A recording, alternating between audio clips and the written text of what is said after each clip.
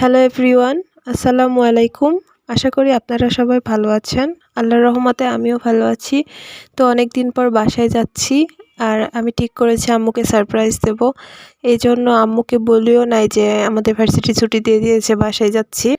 আর কথা বলতে বলতে বাসায় চলেও এসেছি। আর আমি খুবই এক্সাইটেড ছিলাম যে সারপ্রাইজ দেব। আবার এটাও ভাবছিলাম যে আমার ছোটো বোন ভাবনা আম্মুকে বলে দিয়েছে কি না আসার কথা। তো আম্মু জানতো না। আম্মু হঠাৎ করে আমাকে দেখে সত্যি সত্যি অনেক সারপ্রাইজ হয়ে গিয়েছে।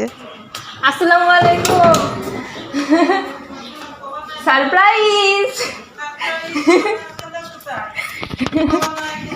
আমি কাল রাতে কল দিয়েছিলাম, ফোন ধরেনি কেউ।